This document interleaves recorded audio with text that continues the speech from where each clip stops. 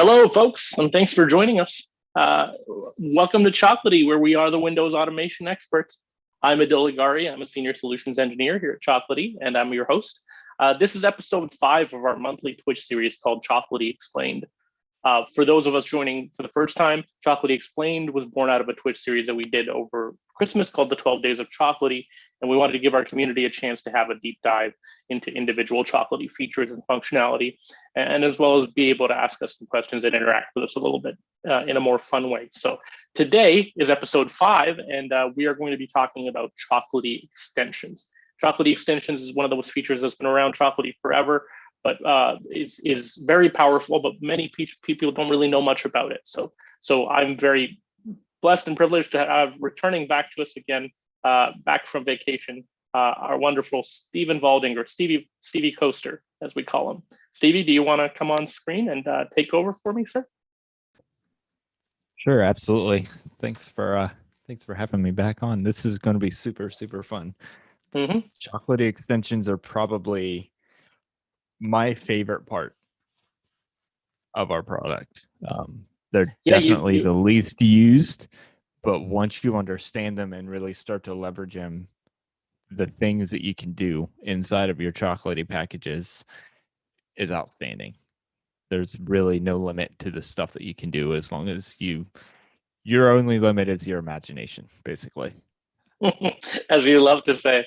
Well, I'll stop sharing my screen then and hand right over to you, Stevie. This is one of your favorite features, so I'm really glad that you're here to show it to us.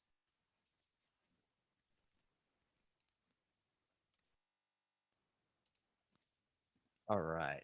So I've gone ahead and I've done a little bit of upfront work in creating an extension already in a package that's going to leverage that extension.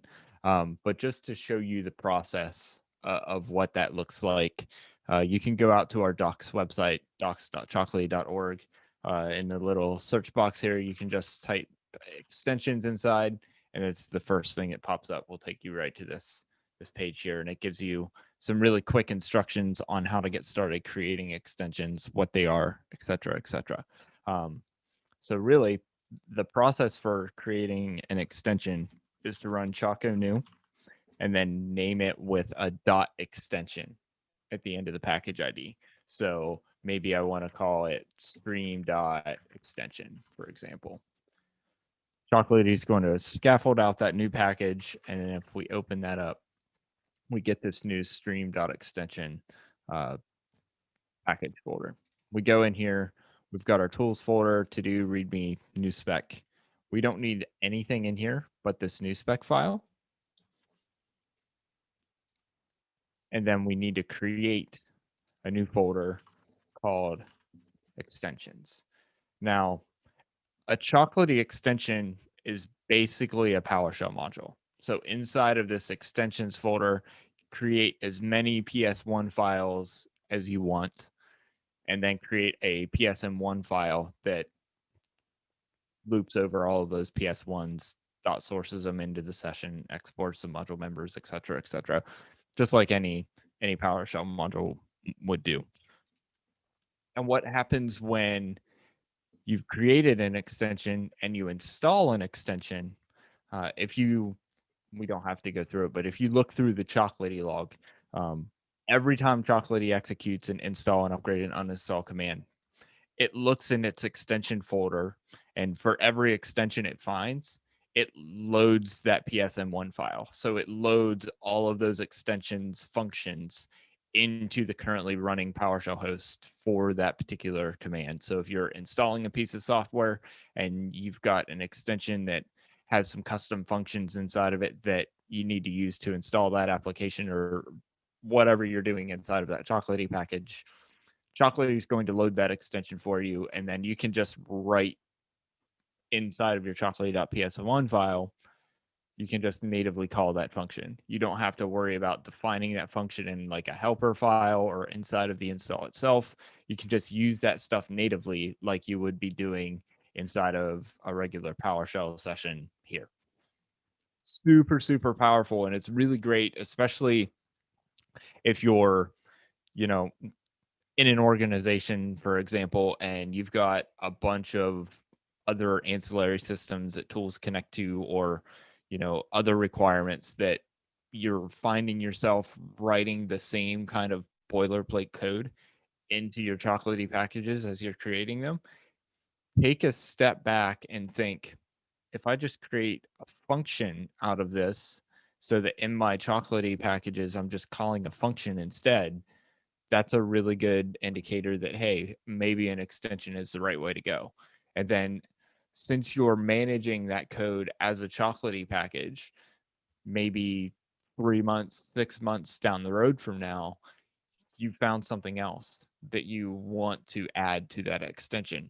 Because it's a Chocolatey package, write that file into the extension, bump the version of it, and push that new version up to your repository server, and then run Choco upgrade whatever that extension name is across all your systems, and any net new packages that you have that require that extension that currently it's not installed on the system, the latest version will already be installed for you if you take a dependency. So there's a lot that kind of goes into managing Chocolatey packages, and we'll kind of get into the weeds of how that all looks. But at the bare minimum, that's what it takes to create a Chocolatey extension. There's really not that much to it. Just to recap, that's Choco new stream dot extension. This is the important bit, dot extension. That helps you to define that this is an extension package, so that later on when you do like a Choco list local only and see what's installed, or a Choco list to see what's on your repository, you kind of know that, hey, these are extensions because dot extensions in the name. So what does that look like in actual practice? I'm going to go ahead and delete this stream.extension one because we're not going to actually use that. We're going to go into the twitch.extension. So this is one that I've already created prior to the stream. I've got my extensions folder. And if we go inside of here, I just went out to my GitHub gists and I downloaded a couple of things from there to throw inside of this.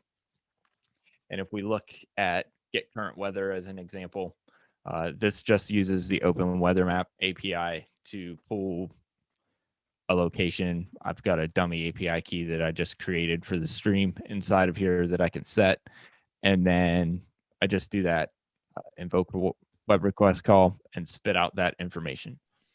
Pretty simple. Hey, Stevie. And then yeah. Just real quick, if you could scale up a little bit, it's just easier to see the code a little bit. It's pretty big in your console, but just in terms of Notepad++. Yeah, let me see. It helps if people can see a little bit clearer. Thank you, sir. Yeah, absolutely. Absolutely.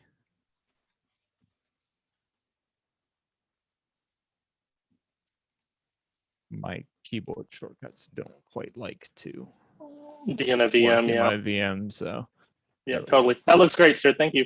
Is that a little better? All right. Awesome. Thanks. So that's kind of the gist of what you get at when you're doing these kind of extensions. They're just PSM or PS1 files. Define a function inside of that PS1 file. If you've got a PS1 file that defines a whole bunch of functions, that's fine.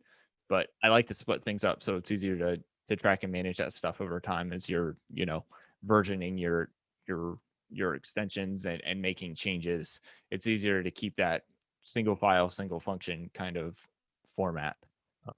Just makes it easier on you as a maintainer going on, especially if you're doing, good things like checking your package files into source control and using like Git to track and manage that stuff as well. It just makes managing that as a team a lot easier as well. So I've got another one here that spits out a dad joke for you, and then one that sets environment variables on the system, whether that be system level, user level, process level, whatever you want to do. That does that. And then I've got my twitch.psn1 file, which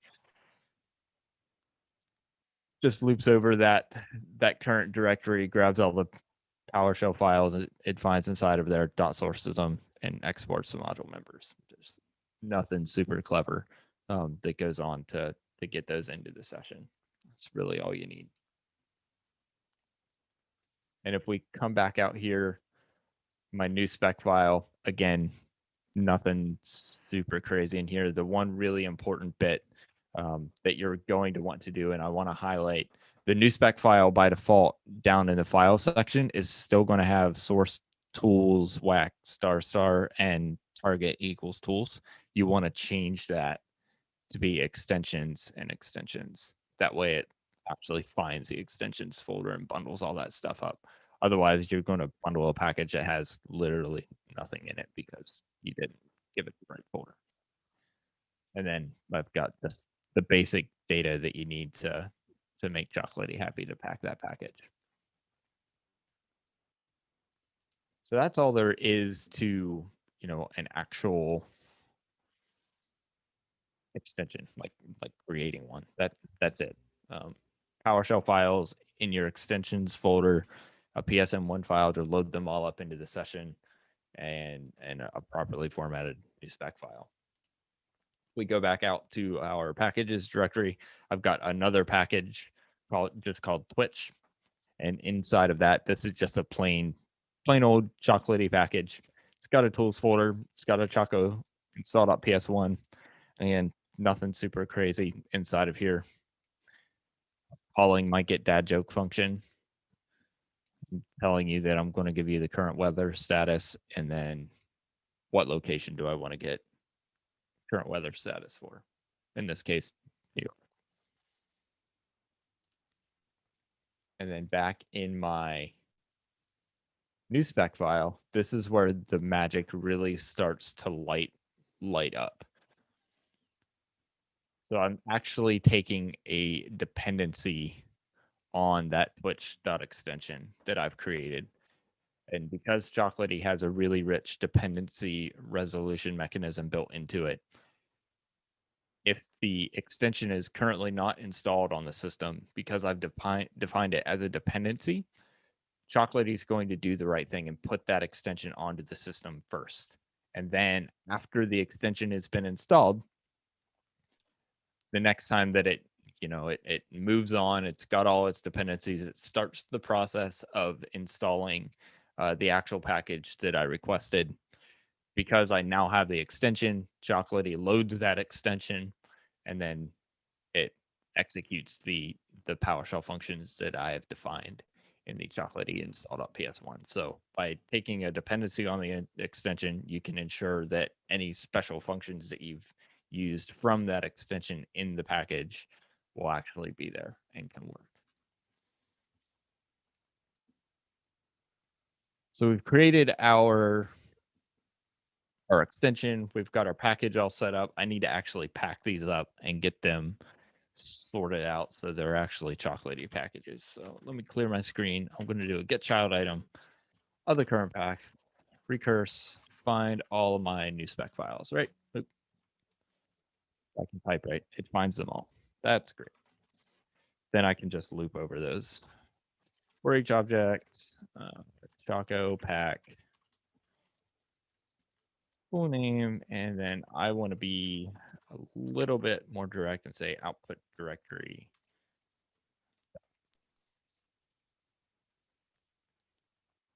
Just real quick, Stevie, for everybody who's watching who may not be that familiar with PowerShell, your commands there that you were using.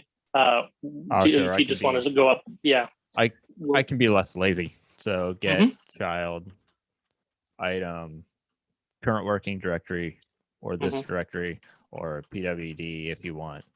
Recurse over all those things, filter for just my new spec files, and do a for each object, and then just call Choco pack on those things. This is getting, for every new spec file that I found, give me the full path to that new spec file. And then again, output directory. That's the part of the Chocolatey command there. Yeah. We can even do pwd here again. Or you can just use dot. Cool, excellent. We'll leave that on the screen for a second so people can pause the video later and get that down. But that's all you're doing is you're looping over. Yeah. Right on. All you're doing is you're looping over that and you're running Choco pack on each of those commands. Awesome. Yeah, I'm just doing it in one go instead of doing it individually. If you were a Chocolatey for Business customer and you had the extension installed, you could absolutely go into the new spec files, right click them and say compile. But that's going to put the package right beside the new spec. And in this particular case, because I'm not going to push these up to a repo, that makes it a little bit harder when I go to actually do things, because I'm going to say, I want my source to be this folder, and I need both of the packages to be right there. Chocolatey is not going to recurse down through those directories to find the finished packages. Yeah, So that makes sense. Yeah, so I just put them all in one nice quick location. So Awesome, now, thanks. in theory, cross fingers, if I run choco install Twitch, that's why source, again, current directory, I don't have the extension installed, so it's doing that. And then it installs my Twitch package, and it loads that new extension that I just installed. Here's my dad joke. Current weather status, and it looks like it's kind of hot in New York right now.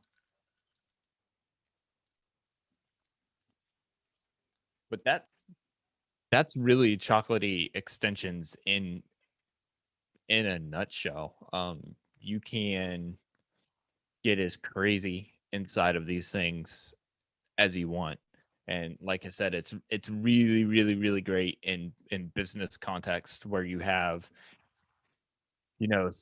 disparate systems that your Chocolatey packages have to maybe interact with while you're installing things, or you need to pull data from other places to use as part of installing your Chocolatey packages, or maybe you just want a really easy way for other people that are building packages that maybe aren't as familiar with more complex PowerShell to have a function that's really, really user friendly, that kind of abstracts away all of the complexity of certain PowerShell that you might write into something that they can just say, hey, do this thing with these parameters inside of the packages that they're building. And because you've created that extension that function has all that complex logic abstracted away from them, it makes your packaging team more efficient in that they can have a really, really user friendly way to do things with packages.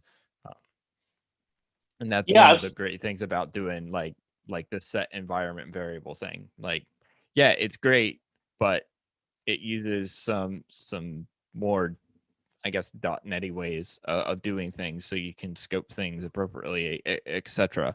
Now, this isn't a really complex example of something that's crazy that you can do in PowerShell, but if you've got people on your packaging team that aren't as familiar with PowerShell outside of doing your verb noun type commandlets at the command line, this might be a little foreign to them, and getting information and understanding how to use this type of stuff in PowerShell means you're probably reading C#.NET docs. So you've got to be at least a little bit more fluent in programming languages in general to really start going into the weeds of some of the more complex things you can do as PowerShell.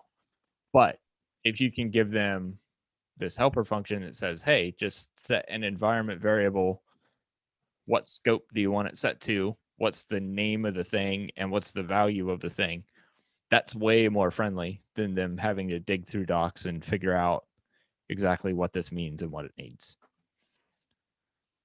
So extensions can really help you extract out complex logic into something easier that you can then use in your Chocolatey packages.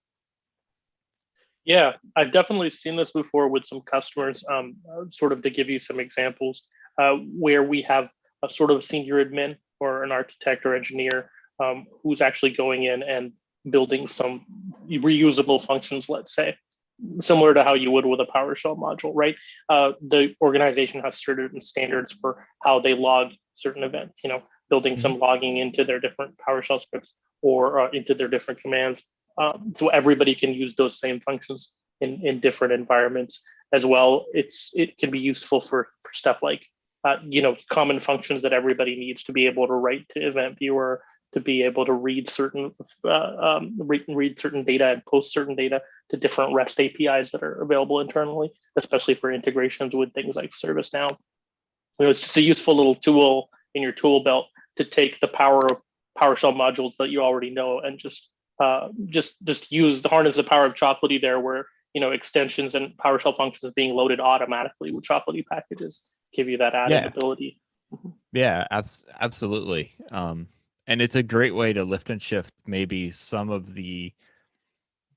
maybe you've got a PowerShell module that you've written for yourself that is installed just locally on your system. You use it all the time, but there's really good stuff in there that might be useful when you're creating Chocolatey packages, but you're like, how do I get this to every system?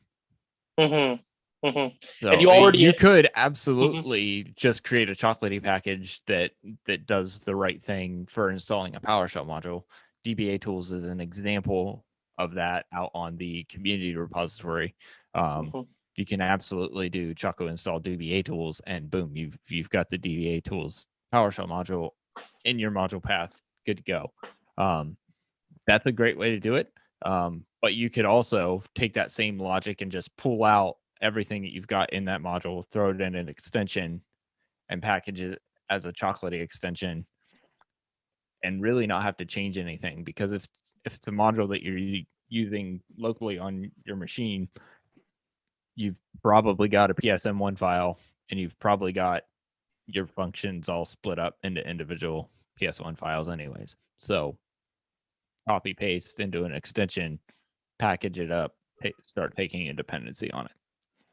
Yeah, then you can really harness that power of the built-in ecosystem of Chocolatey, right? In that the extension can be added as a dependency and just loaded in nice and easily. Nothing wrong with leaving it as a PowerShell module, but often, I don't know about you, but at previous jobs that I've been at, I've had colleagues who are sort of like, hey, you wrote all this stuff. How about we make it more usable for everybody else? And so one of us will build a PowerShell module for something, and then everybody else is like, well, hey, how do I even import this out? Where do we store this as an artifact? Where do we distribute it as a team? And it can be simple things like that. If you've already got Chocolatey in your ecosystem, you've got an artifact stored somewhere like Nexus or Artifactory or other ways that you're distributing NuGet data, you could very easily just install it as a Chocolatey package because you're already using it to provision other packages, or just take a dependency on it in another package. Yeah, exactly. You can do really cool things. I worked with a customer a couple of months ago to do an extension where they had some softwares that installed into different environments. And based on the environment you went to, the silent arguments for installation were different. So it's not really super friendly to write silent arguments inside of the package such that it's kind of clear what environment it's going to go into. So we wrote an extension and put a helper function in there for defining that stuff. And it's got all the logic for making sure the silent arguments are correct, but they can say, hey, for this particular piece of software, the environment it's being deployed to is X. And the function makes sure that the silent arguments are right, which is super handy. And then you can take that a step further and use package parameters and pass that package parameter in and have your custom function from your extension pick up from those package parameters and go from there. So yeah, that's the real power of it there, right? It's really, really, really, really flexible. So an example of that would be like if you had package parameters equals get package. This part about specifically passing data between different extensions or different packages is really important too. I think people don't always realize that, like, you try to have variables that you export globally is not always a good thing to pollute those scopes, right? You can actually use environment variables and other pieces like that to pass data, or package parameters like you're defining to pass these details between different different pieces of your code that you're using. And also, like you said, with more, sort of like junior admins or colleagues who are not that familiar, to have that built in as an environment variable per se would be nice and easy for them to be able to consume, so they don't actually have to go and surface out the underlying .NET methods or anything. Yeah, exactly. So just to give you an example of how complex this could be, or how complex is the wrong word, how flexible this can be. Let's go up here. You're extending but simplifying at the same time. with this change. So I've now picked this up. Actually, let me do this. Let me take that line out and repack this stuff. So now when I do this, I can say Choco install Twitch. That's why I source this package parameters equals, and I can give it a location equal to Chicago, for example.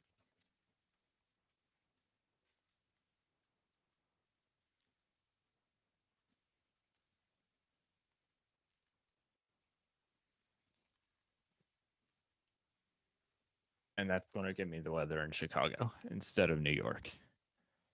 And I can even do this a little better. Let's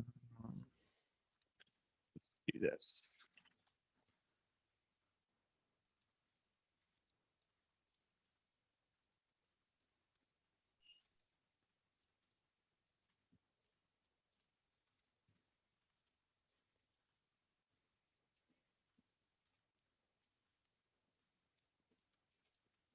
Pack this package now like this. And then let's just say force. So the force is just forcing a new install. It's just gonna reinstall it again. Mm-hmm. Now I left that other line in, but you can see it's now picking up that I've got Chicago in here. But if I were to come in here and change this, maybe it's going to be, I don't know, Do you want to clean up your other line? Yeah, that's fine. I think one thing that you're not highlighting right now, and you should when we run this again, is that you are getting a dad joke at the top. We're not really focusing on the dad joke. That's just a bonus. This one, yeah. I was trying to avoid that. Yeah, no, it's a nice little touch. Yeah, no, that's really cool. So you're actually passing that as a package parameter now, specifically for that. So somebody can install that. Let's say you have different, you have packages where you install different things per site or zone that you have in your environment. Exactly. You could even use AD to figure that out, right? For which individual place something is, and then pass that as a package parameter for specifically that. Absolutely. So you can do, if you need to send in custom data for the parameters that might be available for a function that's in your extension, you can use package parameters to send in that data. And it's in this kind of format. You can use /location equals thing, or you can use a colon. Either one of those things will work.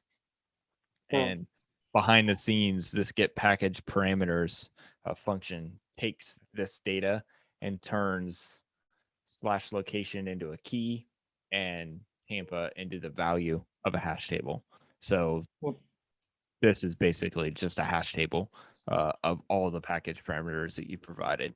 And then you can use PowerShell notation to get that data. In this case, I'm using this notation where the key is inside of brackets, but you could absolutely do dot location if you wanted to.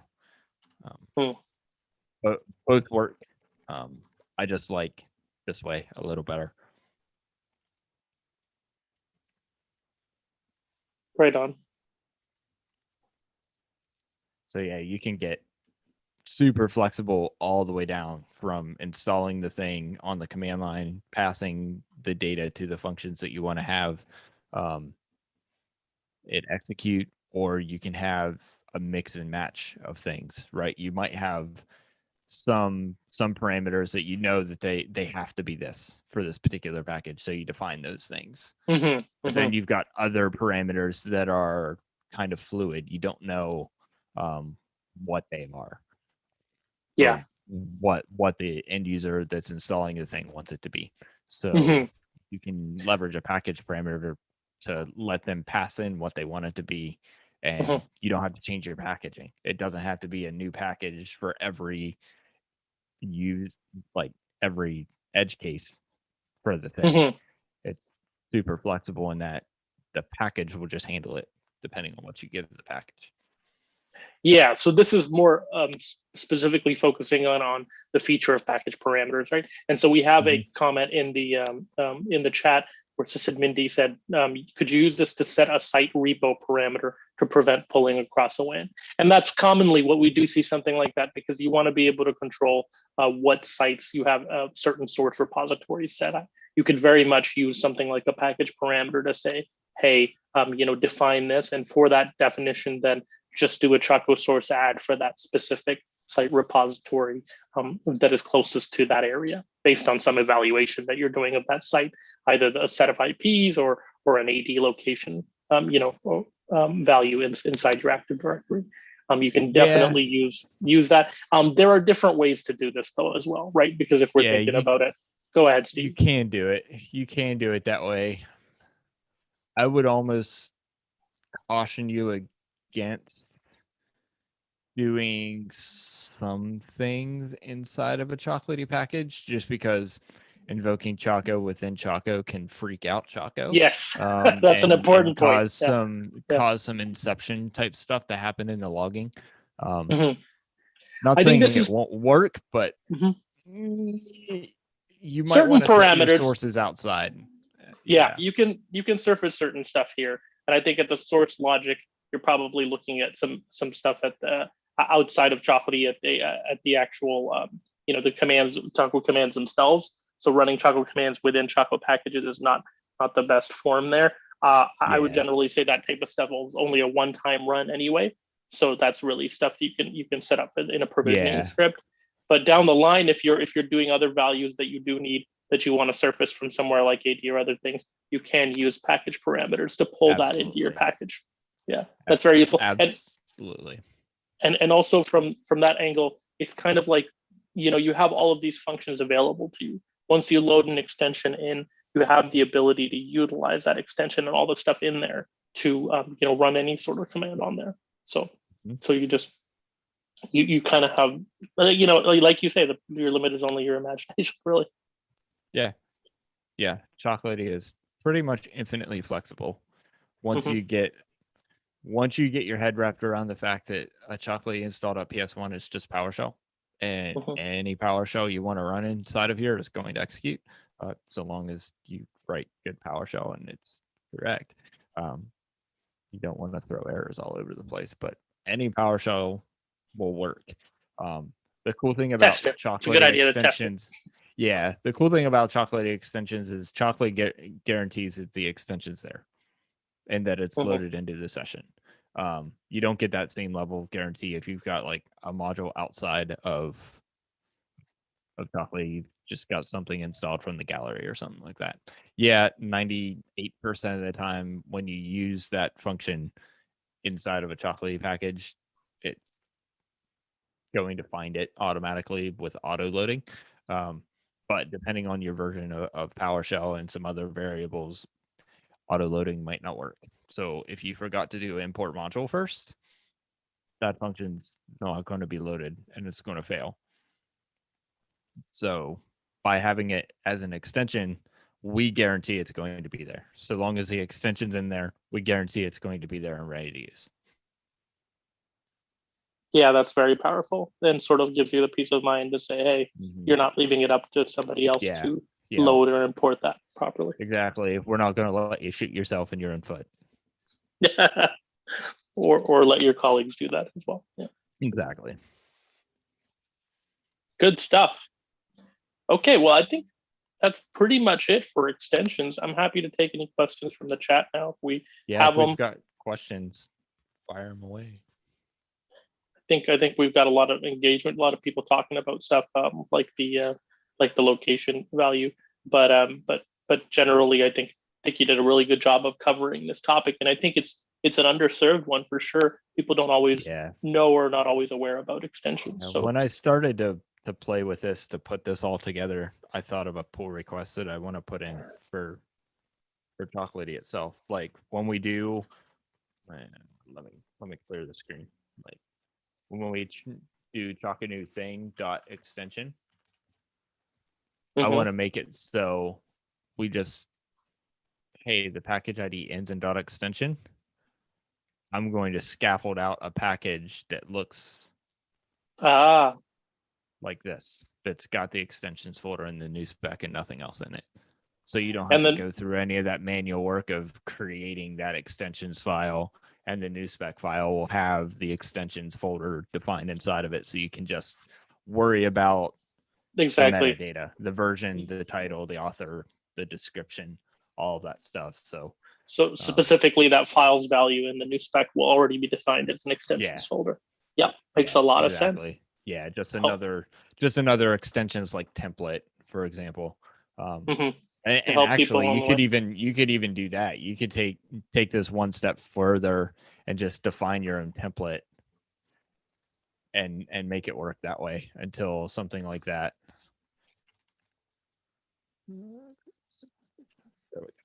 You could create your own custom package template that does just that, that has that stuff defined in it if you want. And then when you do Choco new, you can pass -t and give it the name of your template, and it'll just scaffold it using that. It's your own set of scaffolding. Very cool. Yeah. People really don't use that much either. We don't see a lot of use of templates either. That might be something else that I want to put together for a future stream at some point, because these are stupid cool too. Nobody uses them. People don't realize how easy it is to build this stuff and then just reuse it, right? We try and make it really simple for you to use. Like that's the whole point of a lot of what we do here is we want to make it really extensible. We want to give you a framework and a platform to do other things, but we also want to try and keep it as simple as possible for you and your colleagues to be able to import that in your organization to reuse that code, right, in different ways. So that's great. That's great, Stevie. So the other thing I'll mention real quick is Josh has posted in the chat, and he said, are there extensions on the community repository that people should know about? This is a great question. There are a couple of them. Yeah. So can we wildcard search the community repo? I'm just curious. Just go out here and have a look.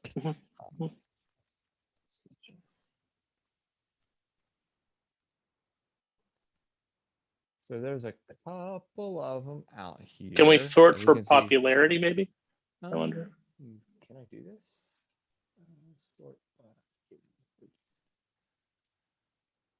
There we go.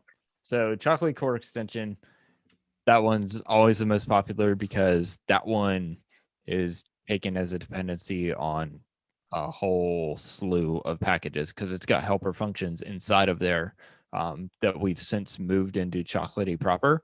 But for backwards compatibility reasons, maintainers still have dependency on Chocolatey Core Extension. That way, in case you're still on Chocolatey 0.10.9 for reasons, you wouldn't have that particular helper function that package requires. So it comes from the core extension. So at this point, what is the backwards best compatibility? Okay, so that is the best practice then to do, because I've seen it plenty of times, but I've never. We don't always have a definitive answer that we talk about around it. So I think the Chocolatey Core Extension you'll see in a lot of packages like Google Chrome, popular packages like that. So generally, it's more for back compat so that people with older versions of Chocolatey can still use those helper functions. This one is super cool. The Windows Update extension. Yes, that's the one I was thinking installing about. Windows Update. Oh, so good. For giving it, like, you can say install Windows Update, give it a KB number, and it just makes it so. So if you've got like a WSS server, it does that. Can you pop that open? Because I think that there's some useful functions to highlight there. Yeah, absolutely. So people often ask us about Windows updates, like how do we do Windows updates? And I think that people don't realize that this extension exists and how helpful it can be. No, it's Yeah. not. It's no panacea. It won't be perfect for everything, but for a lot of stuff, basic stuff that you're trying to do around update management, it will definitely point you in the right way. Yeah, these are really, really, really great functions. They're extremely well documented. They're extremely well written. This is a great extension, especially if you need to ensure that certain KBs are on the system prior to a particular piece of software being there. Who this is a maintains great way that? to do We should that. highlight them. This guy is this Berezanski. Yeah. Nice. Yeah. Rock on. Yes, He's I've got- definitely seen that before. He's got quite a few. He's got a lot of packages. He's pretty A lot prolific. of .NET stuff. Yeah, with the .NET stuff. Pretty sure he's a developer, I would say. Yeah. You think? Yeah. Yeah, but that is great. That is actually very well written, and that's one that we this is highlight often. a great extension. Now you can always look on the community repository for specific KBs, like 2919355 is a super popular one that everybody takes a dependency on because it's like a .NET security patch. Yes, that more often than not installs in no ops because you're already patched for it. Exactly. It's like Windows 8.1 2012 R2 platform, I think.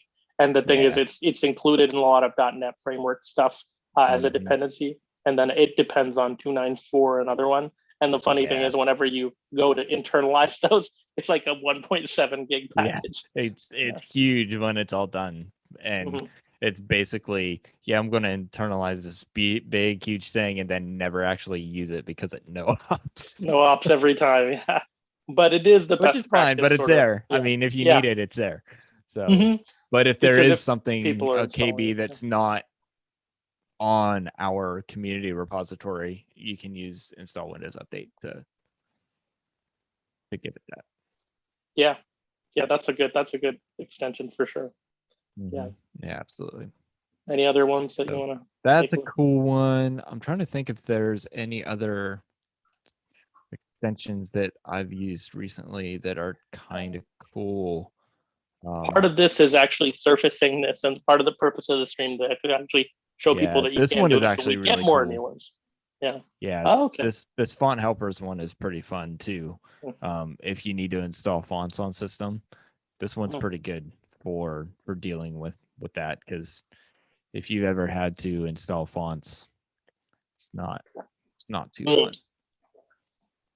It's not very there's no easy native sort of thing. Hey, well, we should do our Visual Studio Code extension one. If you're using Visual Studio, we have a Visual Studio extension for creating Chocolatey packages. Yeah. It's super fun.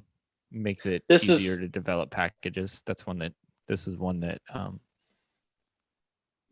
Pascal Berger and Gary do together, right? They originally built this, so this is very cool, because if you're looking to build your own Chocolatey extensions and Chocolatey packages in general, you can use this VS Code extension to just automatically give yourself a little bit more functionality to quickly scaffold stuff and write in the actual UI of VS Code. And it's available via the VS Code marketplace too, I believe, right? Yeah, absolutely. You can just search for it. Just search for Chocolatey inside of VS Code. It'll pop right up. But this is a nice way to have, if you're provisioning your system from scratch and you're already Choco installing VS Code, just adding the additional line for the VS Code. Chocolatey Visual Studio Code extensions, there's a ton of them out here as well. That's definitely one of the big uses we see.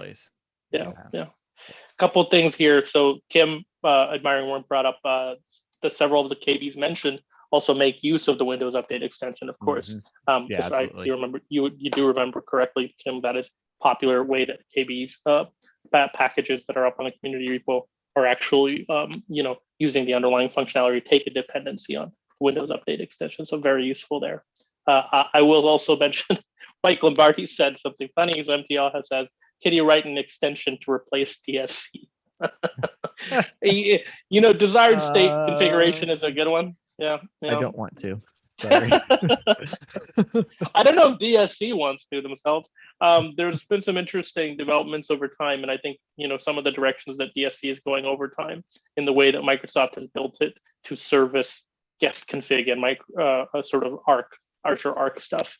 is more focused on moving to class-based resources, and I think not everyone is in love with that idea because basically it breaks everything that's not a class-based resource going forward. So limits the functionality of DSC a little bit in some ways, or extends it.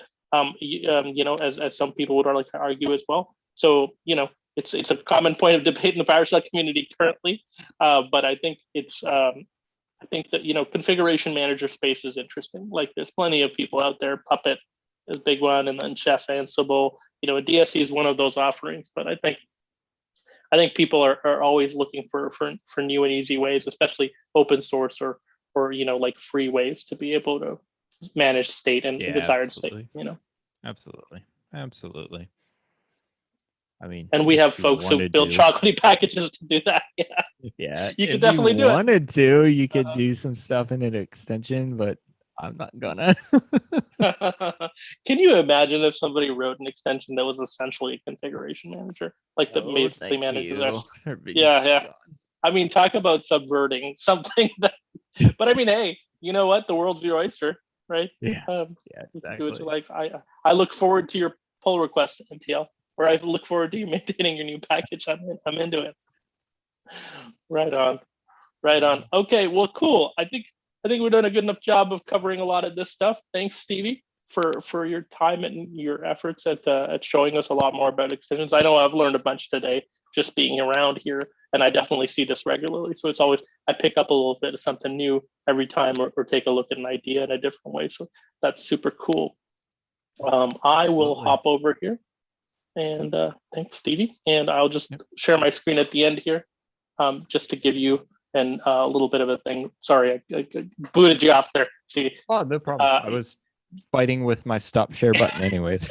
I figured that, right? I figured I'd help you out along the way. So just a couple of links to throw up there before the obvious link that Stevie mentioned up front is like, the couple of ones that aren't on this list are, of course, docs. So our docs are docs.chocolatey.io or docs.chocolatey.org.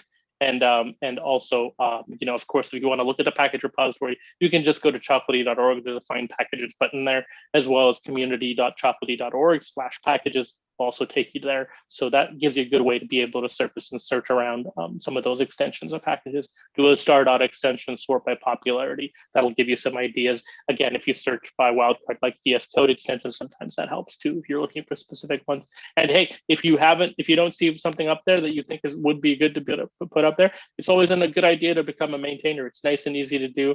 I know plenty of folks have even recently gotten in that game. One of the folks in the chat, our good friend from Puppet, Mike Lombardi, he recently built a Chocolatey package that he maintains for what was it, for GatherTown, right? For the GatherTown client. So very cool. There's a lot of cool stuff out there, and it doesn't take that much work if you're already cool and happy playing with PowerShell packages and modules. Feel free to reach out to us on Twitter, myself at Adilio, and of course Stevie at Stevie Coaster. And we'll be happy to point you in the right direction, or reach out to us in many other formats that are out there. MTL does say the chat took about 10 minutes to start to finish once Stevie gave him a good example. Yeah, that's true. Yeah, he's often good about pointing you in the right direction. He's the guy. He's my go-to guy for this stuff internally too. Sometimes when I'm like having some problems wrapping my head around something, I usually pull in Stevie to be like, hey, can you just walk me through this? So very helpful. To us internally, but also to the community.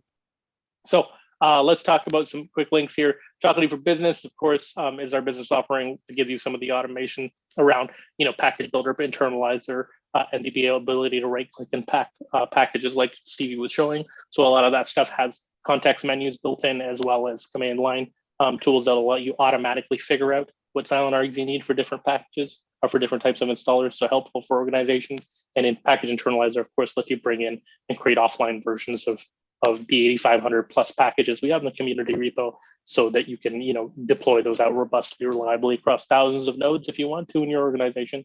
QDE is a popular topic. So this is V2 setup videos, but we have V3 out now as well. So, but same videos link at chro.co/QDE-videos. So that's a good way to get started with Chocolatey for Business if you're interested in it. If you're looking to set up Chocolatey in the organization, Gary Ewan Park, our lead architect, does a really great job of going through a video series there called Chocolatey in the organization. That's available at chzero.co/org. And of course, if you're interested in any of the C4B stuff, you can always reach out to sales@chocolate.io.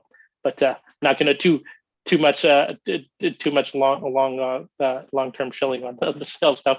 This was more of an open source stream for everybody. The more that you're involved in the community, we love you, and we're happy that you're supporting the Chocolatey community and pushing stuff up into becoming a maintainer into the community. So thanks for joining us today, folks. We appreciate your time, and we'll do this on the first Thursday of every month. It's a Twitch stream, a monthly Twitch stream called Chocolatey Explains. So please join us next time, next Thursday, first Thursday of the month. But until then, have a wonderful week and weekend.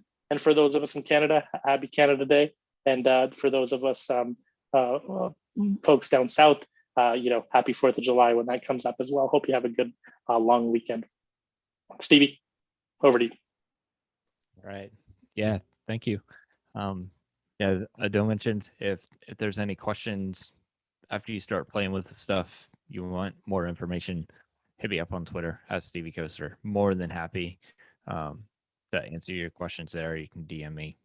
I don't know if I have DMs open, but just mention me on Twitter. We'll figure it out. Yeah, just tag him on anything at Stevie Coaster. Yeah, we'll get you squared away. We'll get you the help you need, or some docs or whatever. Yeah, thanks for tagging along and letting me ramble for a little while about extension. For sure. Thank you. Thanks, everyone. Have a good one. Bye now. Take care.